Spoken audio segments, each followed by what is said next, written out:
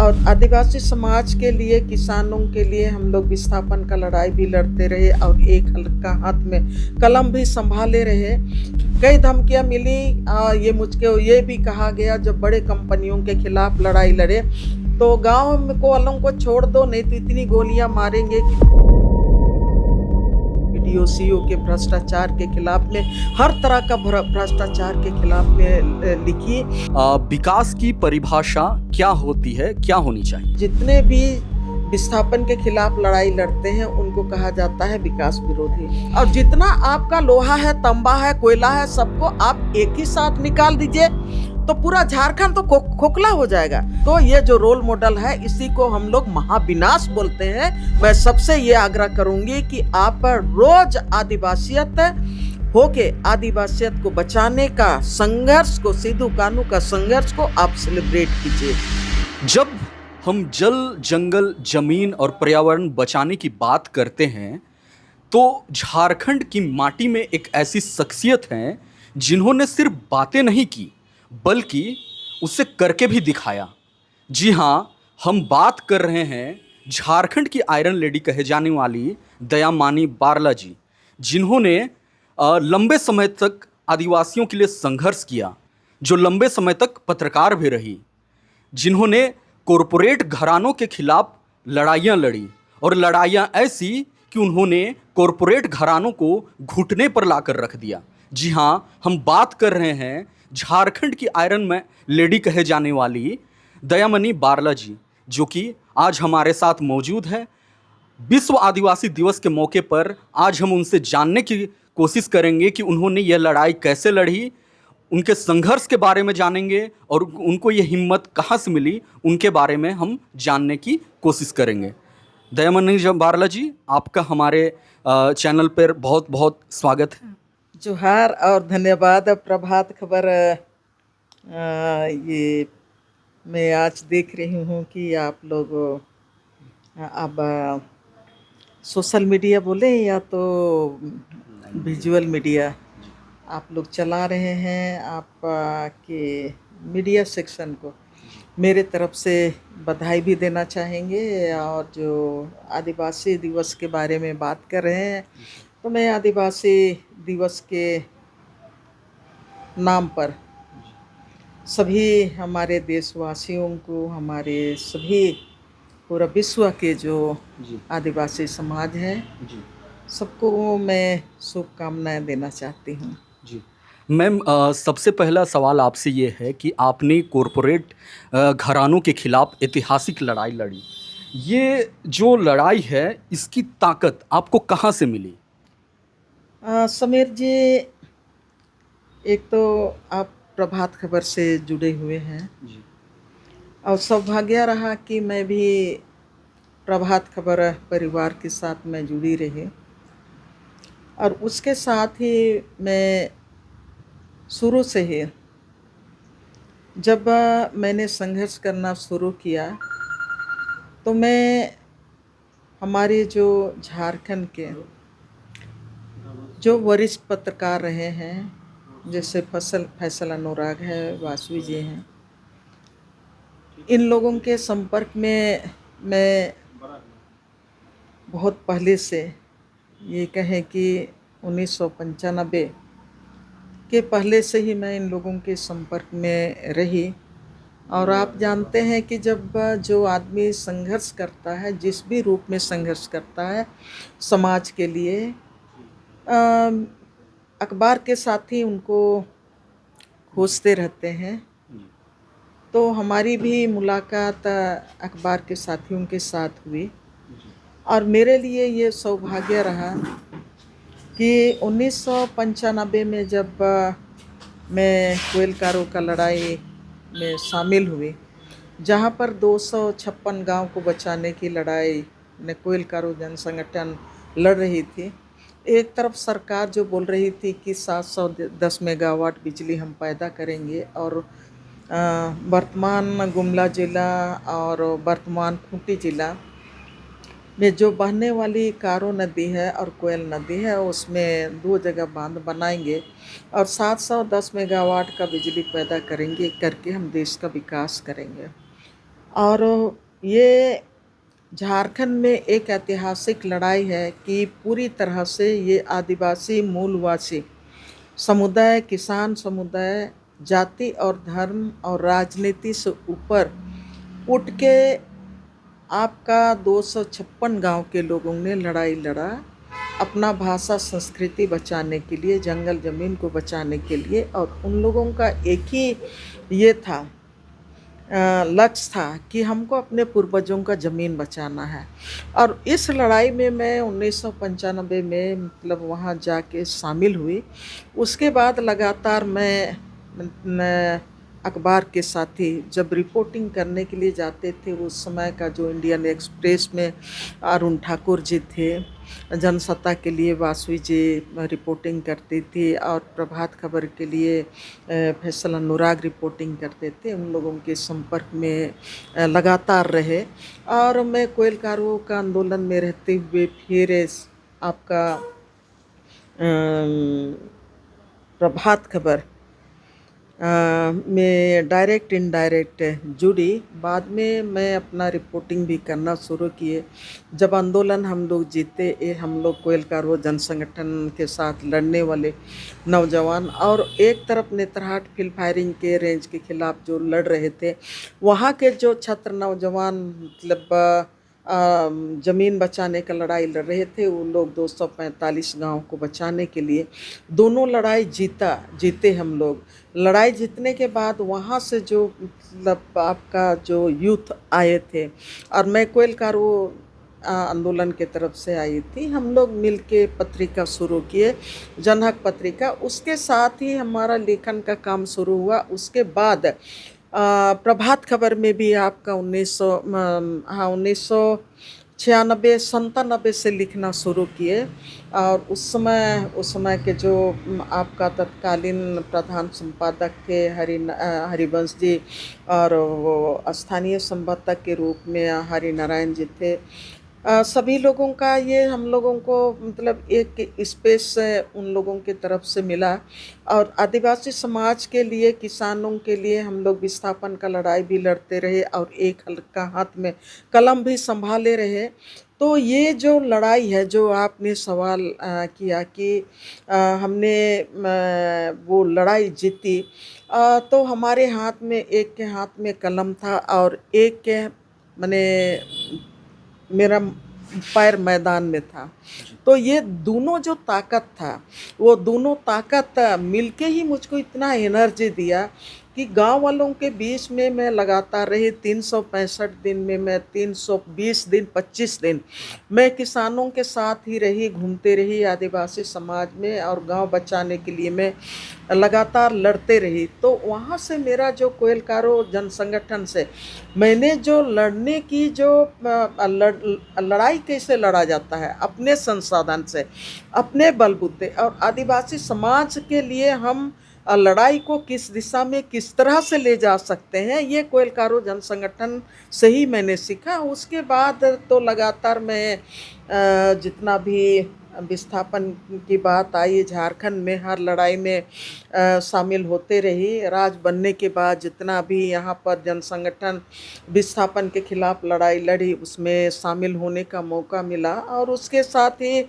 जब राज बनने के बाद बड़े बड़े कंपनियां आए, तो उन कंपनियों के खिलाफ भी अपने से किस तरह से लोगों को हम अपने संसाधन से, अपने ताकत से और स्थानीय खुद की लीडरशिप से किस तरह से आदिवासी मूलवासियों को, किसान को, तमाम समुदाय को हम संगठित करेंगे, ये ताकत भी मुझको कोयलकारो जन संगठन के आंदोलन से मिला। अखबार में जो मैं लिखते रहती थी, वहाँ से भी मिला। मुझको कई धमकियाँ मिली, ये मुझको ये भी कहा गया, जब बड़े कंपनियों के खिलाफ लड़ाई लड़े तो गांव को वालों को छोड़ दो, नहीं तो इतनी गोलियां मारेंगे कि तुम्हारा 100 का शिनख्त नहीं होगा। लेकिन मैं धन्यवाद देना चाहती हूँ उस समय तत्कालीन जो संपादक थे प्रभात खबर के, हमारे माननीय हरिवंश जी। मैं उनसे भी शेयर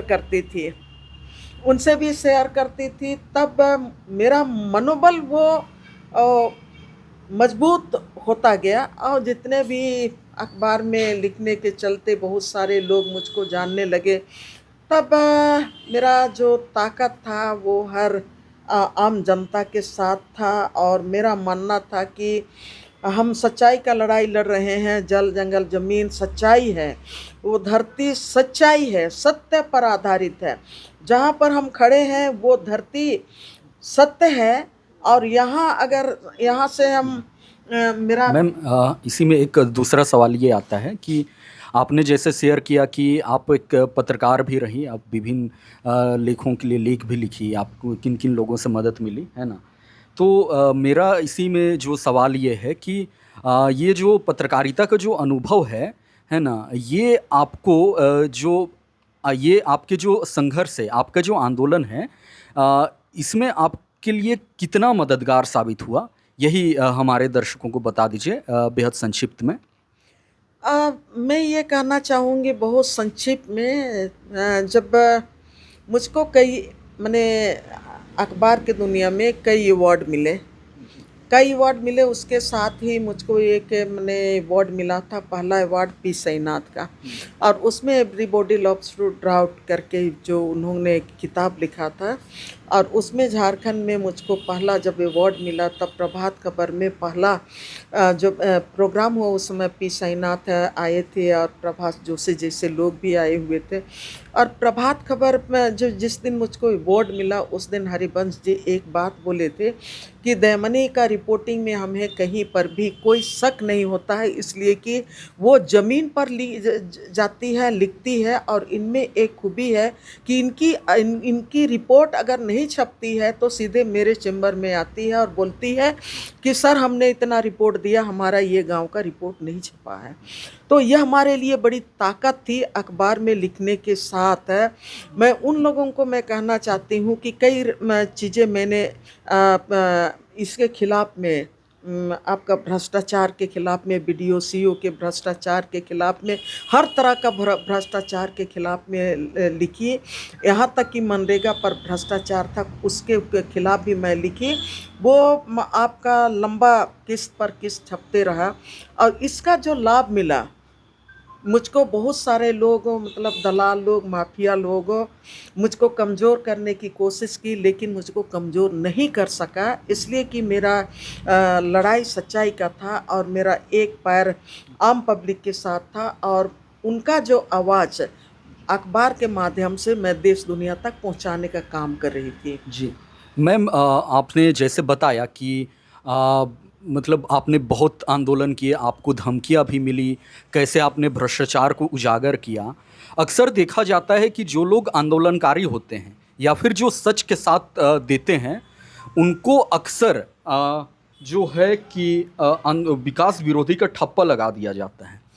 आपके पैमाने से विकास की परिभाषा क्या होती है, क्या होनी चाहिए? देखिए, विकास की परिभाषा सीधा साधा है। लोग बोलते हैं आपका विकास के बारे लगातार आप जो बोल रहे हैं, जितने भी विस्थापन के खिलाफ लड़ाई लड़ते हैं उनको कहा जाता है विकास विरोधी। मुझको भी आदिवासी समाज का मैं ताकत हूँ, किसान समुदाय का ताकत हूँ, मजदूर वर्ग के लिए मैं ताकत हूँ। लेकिन जो आपका दूसरे समुदाय हैं उनके लिए मैं एक रोड़ा की तरह हूँ। तो वो लोग कहते हैं मुझको कि दयामनी बारला जैसे लोग जिंदा रहेंगे तो झारखंड का विकास नहीं होगा। लेकिन मैं कहती हूँ कि नहीं, विकास के लिए ही हम लड़ रहे हैं। कौन सा विकास के लिए? हम सस्टेनेबल डेवलपमेंट के लिए हम लड़ रहे हैं। सस्टेनेबल डेवलपमेंट का मतलब होता है बैलेंस विकास। जब झारखंड की बात करेंगे तो झारखंड का जो क्षेत्रफल सबको जानते हैं कि 71,714 वर्ग किलोमीटर है, लाख वर्ग किलोमीटर। यहाँ पर आपका हर तरह का खनिज भरा हुआ है। तो इसका मतलब ये नहीं होगा कि आप पूरे झारखंड से हर खनिज को एट ए टाइम आप निकाल दीजिए। तो पूरा एग्रीकल्चर लैंड आप डिस्ट्रॉय कर देंगे, पूरा जंगल को डिस्ट्रॉय कर देंगे। और उनके लिए आपको हाइडल पावर प्रोजेक्ट बनाना है तो आप पूरा झारखंड का जल स्रोत को आप डिस्टर्ब कर दीजिए। वो विकास नहीं होता है। और जितना आपका लोहा है, तांबा है, कोयला है, सबको आप एक ही साथ निकाल दीजिए तो पूरा झारखंड तो खोखला हो जाएगा। तब झारखंड के लोग जीवित रहेंगे या तो झारखंड का आप सत्यानाश करके बैठ जाएंगे। इसी चीज़ को, ये जो रोल मॉडल है, इसी को हम लोग महाविनाश बोलते हैं। और सस्टेनेबल डेवलपमेंट का मतलब है झारखंड का जो क्षेत्रफल है उसमें से आपको रोड मैप बनाना चाहिए। जो क्षेत्रफल है उसमें कितना एकड़ आपका एजुकेशन हब के लिए होना चाहिए, कितना आपका स्वास्थ्य विभाग के लिए होना चाहिए, कितना आपके लिए वो माने जल स्रोत जिंदा रखने के लिए होना चाहिए, कितना के लिए आपका कम्युनिकेशन के लिए होना चाहिए, और कितना के लिए, कितना आपका एग्रीकल्चर के लिए होना चाहिए, कितना आपका इन्वायरमेंट के लिए या तो पर्यावरण के लिए सुरक्षित होना चाहिए। ये तो आपको रोड मैप में बनाना है। आज की तारीख में पूरा झारखंड में कंक्रीट का आप जंगल भर दे रहे हैं और बोलेंगे कि हम विकास कर रहे हैं। तो ये सस्टेनेबल डेवलपमेंट से ये राज्य के लोग जिंदा नहीं रह सकते हैं, ना ये राज्य विकास कर सकता है, ना देश इस माने विकास की ओर आगे बढ़ सकता है, ना यहाँ पर ग्लोबल वार्मिंग को लेके पूरा वर्ल्ड रोता है। क्यों रोता है? इसलिए कि आप अंधाधुंध धरती का दोहन कर रहे हैं। और जब धरती का दोहन करते हैं तो धरती का अपना जो साइंस है उस साइंस के ऊपर आप प्रहार कर रहे हैं, तो निश्चित रूप से वो साइंस पलट के आपको ग्लोबल वार्मिंग के रूप में आपको तपाता है, आपके ज़िंदगी को बर्बाद करता है। और उसको रोकने के लिए आपके पास एक ही रास्ता है, आप पर्यावरण को बचाइए, धरती को बचाइए, जल स्रोतों को बचाइए। और ये जो ह्यूमन है ना, उन ह्यूमन सोसाइटी को आप बचाइए जो जल जंगल ज़मीन की रक्षा करता है। उनको आप आदर के साथ आप इस धरती को बचाने का काम कीजिए।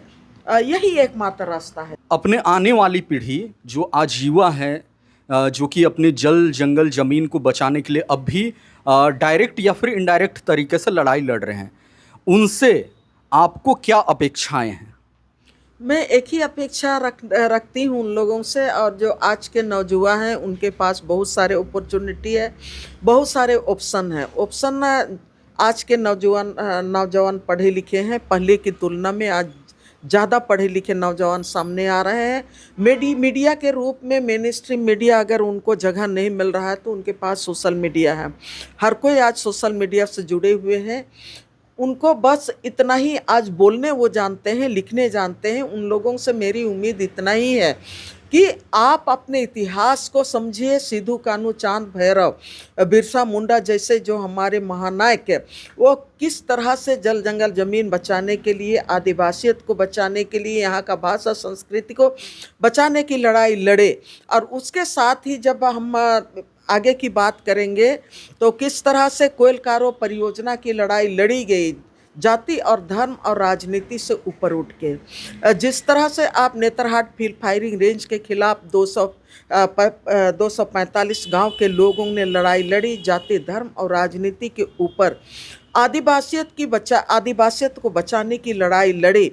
आपको उस मार्ग से आगे संघर्ष को ले जाना पड़ेगा। और जिस तरह से अभी झारखंड में धर्म के नाम पर आप लड़ाई लड़ रहे हैं, उससे झारखंड ना आप बचेंगे, ना झारखंड बचेगा, ना झारखंड के आदिवासी बचेंगे। और इसलिए मैं आप लोगों से, युवाओं से और हमारे झारखंडियों से मैं ये उम्मीद करती हूँ कि आपसी लड़ाई जो धर्म के नाम पर आपको लड़ाया जा रहा है, आप उसमें मत फंसिए और आप आदिवासियत को बचाने की लड़ाई लड़िए। तब आप जल जंगल ज़मीन को बचा पाइएगा और इस झारखंड को बचा पाइएगा। और एक दिन आदिवासी को सेलिब्रेट मत कीजिए, आदिवासियत को, आदिवासी संघर्ष को एक दिन सेलिब्रेट मत कीजिए। मैं डेली आदिवासी संघर्ष को सेलिब्रेट करती हूँ। तब आदिवासियों के लिए आज भी मैं लंबे समय तक बिना समझौते किए आज भी मैं खड़ी हूँ। मैं सबसे ये आग्रह करूँगी कि आप रोज़ आदिवासियत होके आदिवासियत को बचाने का संघर्ष को, सिद्धू कान्हू का संघर्ष को आप सेलिब्रेट कीजिए। तो ये थी हमारे साथ झारखंड के आयरन लेडी कहे जाने वाली दयामनी बारला जी, जिन्होंने बताया कि कैसे उन्होंने संघर्ष किया, कहाँ से उनको ये ताकत मिली और कैसे उन्होंने कॉरपोरेट घरानों के खिलाफ लड़ाई लड़ी और जल और जंगल और ज़मीन को बचाया। फिलहाल इस खास पेशकश में मुझे दीजिए इजाज़त। मैं हूं आपके साथ समीर उरांव और कैमरे के पीछे हैं कुणाल। धन्यवाद। प्रभातखबर.com, विश्वास वही, रफ्तार नहीं।